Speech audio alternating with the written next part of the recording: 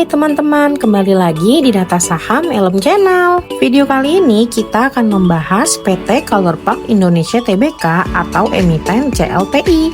Emiten CLPI adalah perusahaan yang berdiri sejak 1988 dan bergerak di bidang manufaktur tinta cetak, coating, adhesive, serta perdagangan berbagai kebutuhan industri kemasan seperti BOPP film, PET film, resin plastik, hingga material pendukung industri printing. Emiten CLPI diinfokan akan membagikan dividen jumbo. Bagi sebagian investor, nama ini mungkin masih terdengar asing. Namun, bagi investor yang suka emiten dengan fundamental yang kuat dan kebijakan dividen yang konsisten, CLPI merupakan salah satu saham yang layak diperhatikan. Produk-produknya digunakan pada industri fleksibel packaging, kemasan rokok, hingga berbagai kebutuhan kemasan modern. Dan saat ini, CLPI memiliki dua fasilitas produksi utama di Tangerang dan Sidoarjo dengan kapasitas gabungan sekitar 12.500 metrik ton per tahun. Emiten CLPI juga melayani pasar domestik sekaligus ekspor ke Australia dan Cina.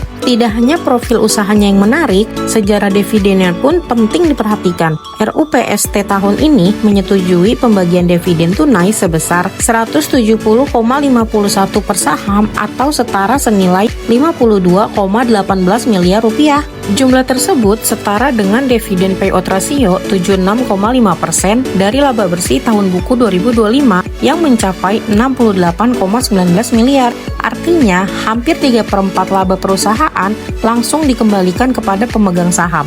Jika melihat sejarahnya, tren dividen CLPI memang sangat menarik. Seperti tahun 2020, CLPI membagikan dividen sebesar 89,39 per saham. Lalu tahun 2021 memberikan sebesar 71,21 per saham. Lalu dilanjut seterusnya sampai dengan tahun 2025 senilai 170,51 per saham. Dan ini menjadi dividen terbesar yang pernah dibagikan perusahaan sejak tercatat di Bursa Efek Indonesia. Dengan harga saham sekitar 1.675, investor memperoleh dividen yield sekitar 8,30%, jauh di atas rata-rata deposito maupun sebagian besar saham sektor manufaktur. Yang membuat dividen tersebut terasa lebih menarik adalah kualitas fundamental perusahaan. Pada kuartal pertama 2026, CLPI membukukan EPS sebesar Rp50,30 dengan annualized EPS sekitar 201,21 dan EPS TTM mencapai 224,53, yang artinya kemampuan menghasilkan laba masih berada pada tren yang sangat baik. Lebih menarik lagi adalah struktur neracanya. Current ratio mencapai 3,08 kali, sedangkan quick ratio sebesar 2,32 kali. Ini berarti aset lancar perusahaan lebih dari cukup untuk memenuhi seluruh kewajiban jangka pendeknya.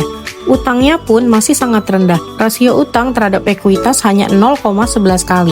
Sementara total hutang terhadap total aset hanya 0,08 kali. Dengan kata lain, CLPI bukan perusahaan yang tumbuh dengan beban pinjaman besar. Pergerakan harga saham juga mulai mencerminkan optimisme pasar. Pada perdagangan hari ini, CLPI ditutup di level 1.675, naik 1,52%. Dalam beberapa hari terakhir, saham ini bergerak cukup stabil. Kenaikan tersebut juga diiringi arus dana asing yang cukup menarik. Pada 12 Juni, tercatat net foreign buy hampir 14,82 juta. Lalu, pada 15 Juni, asing mencatat net sell sekitar 25,76 juta. Namun, secara keseluruhan, pola transaksi masih menunjukkan minat yang cukup baik terhadap saham ini. Jika kita melihat pergerakan harga saham, pada 6 hari terakhir, hampir semuanya mengarah pada jalur hijau. Bagi pemburu dividen, CLPI menawarkan kombinasi yang cukup menarik. Dengan yield lebih dari 8%, payout rasio yang tinggi, utang yang rendah, dan bisnis yang stabil. Ini memberikan rasa aman yang jarang ditemukan pada saham berkapitalisasi kecil.